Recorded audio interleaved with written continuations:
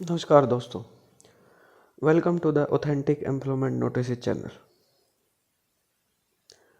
Ramjas college, जो कि university of Delhi के अंडर नॉर्थ कैंपस का कॉलेज है, इसमें आपके नॉन टीचिंग स्टाफ की रिक्रूटमेंट आई है।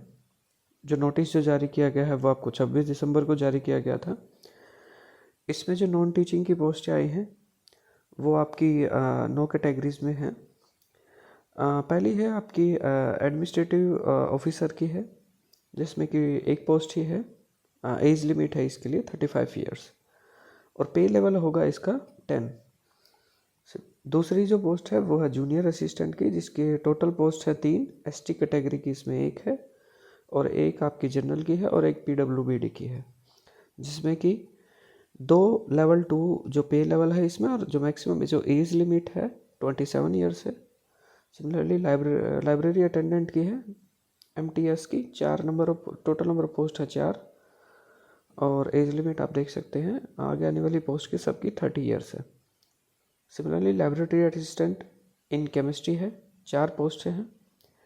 लाइब्रेरी असिस्टेंट इन फिजिक्स है और लाइब्रेरी अटेंडेंट इन बॉटनी है और लाइब्रेरी अटेंडेंट इन केमिस्ट्री है और ऐसे ही library attendant in physics and geology है। So total number of post आप देख सकते हैं।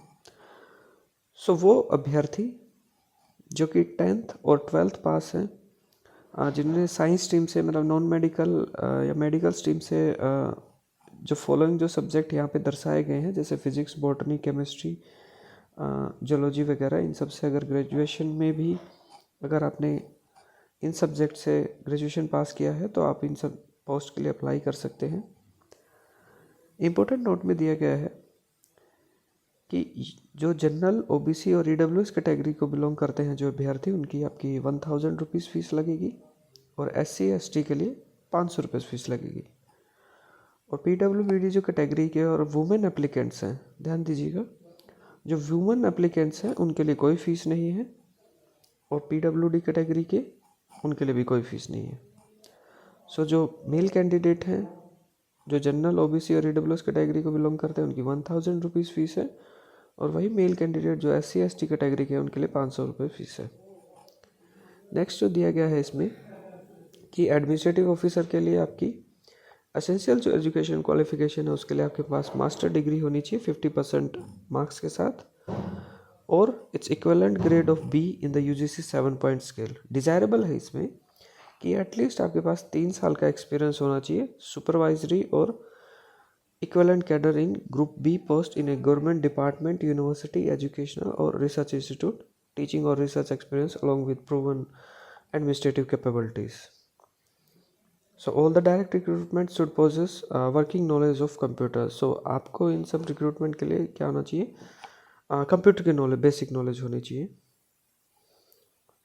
नेक्स्ट पोस्ट जूनियर असिस्टेंट के लिए आपके पास 10th + 2 होनी चाहिए और its equivalent qualification from recognise board, university और इंस्टीट्यूशन, और उसके लिए आपके पास 35 वर्ड पर मिनट इंग्लिश में टाइपिंग स्पीड होनी चाहिए और ऐसे ही हिंदी में typing speed 30 word per minute होनी चाहिए।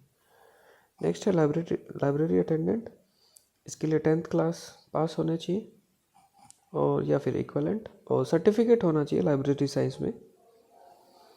डिज़ायरेबल है, वही कंप्यूटर की नॉलेज होनी चाहिए। नेक्स्ट आती है हमारे पास लाइब्रेरी असिस्टेंट की पोस्ट, जिसका कि पे लेवल है 4 और एज लिमिट है 30 years. So candidate should have passed senior secondary, that mean 12th class pass out होने चाहिए आप, या फिर equivalent examination with relevant science subject. इसका मतलब है अगर लेबोरेटरी असिस्टेंट की पोस्ट केमिस्ट्री में है तो आपके पास 10th + 2 में केमिस्ट्री पढ़ा होना चाहिए आपने, और अगर फिजिक्स में है तो आपको फिजिक्स पढ़ा होना चाहिए, या फिर आपके पास उस कंसर्न सब्जेक्ट में ग्रेजुएशन होना चाहिए। सिमिलरली लेबोरेटरी अटेंडेंस के लिए भी ऐसे ही है। लेबोरेटरी अटेंडेंट के लिए आपके पास 10th होनी चाहिए और लेबोरेटरी असिस्टेंट के लिए उस सब्जेक्ट में आपने 10th + 2 किया होना चाहिए। सो फाइनल मेरिट जो बनेगी वो किस टाइप से बनेगी, आपकी क्वेश्चन पेपर आपका रिटन एग्जाम होगा, जिसमें कि क्वेश्चन पेपर आपका बायलिंगुअल होगा, इंग्लिश और हिंदी दोनों में आएगा, और applicant will have the option to respond in either of the language, कि आपको किस लैंग्वेज, जो भी लैंग्वेज आप ऑप्ट करोगे अप्लाई करते हुए, तो उस लैंग्वेज में आपको पेपर दिया जाएगा। सो मिनिमम क्वालिफाइंग मार्क्स जो हैं जनरल कैटेगरी के लिए आपके 45% हैं, ओबीसी कैटेगरी के लिए 40% है, एंड 35% जो है वो आपके SC ST और PWD कैटेगरी के लिए है। And if the number of candidates qualifying is more than 30 times the advertised post, the merit list would be restricted to 30 times the advertised post for the purpose of shortlisting the candidate for skill test. So skill test के लिए आपके 30 times ही बंदों को बुलाया जाएगा, इसमें बताया गया है। और नेगेटिव मार्किंग होगी 1/4 जो है आपकी नेगेटिव मार्किंग होगी इसमें। सो इस तरह से आपके इन्फॉर्मेशन दिया गया है। एज रिलैक्सेशन वगैरह के वही जो सब पोस्टों में आपको नॉर्म्स दिए गए हैं कि SC ST को आपको 5 ईयर्स का एज रिलैक्सेशन दिया गया है। OBC जो नॉन क्रीमी लेयर के हैं उनको 3 साल का, PWD टी को 10 साल का दिया गया है। ऐसे ही रिस्पेक्टिव कैटेगरीज में आपको एज रिलैक्सेशन दिया गया है। तो आइए अब देख लेते हैं कि आपको इसमें अप्लाई कैसे करना है। अप्लाई करने के लिए आपको गूगल पे सिर्फ टाइप करना है रामजस कॉलेज। जैसे ही आप रामजस कॉलेज टाइप करेंगे तो पहले वाले इंटरफेस पे आपको क्लिक करना है, and after clicking on that interface website open हो जाएगी।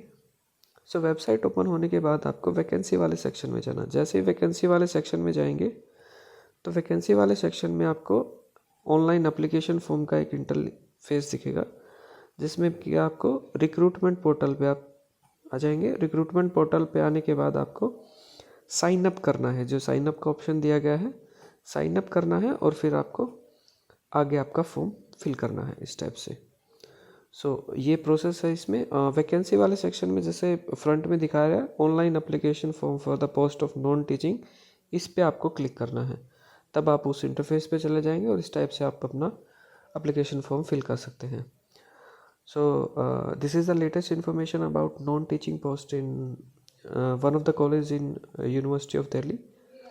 So आप लोग अप्लाई कर सकते हैं। So guys, please do share and subscribe my channel for the further latest information. Thank you.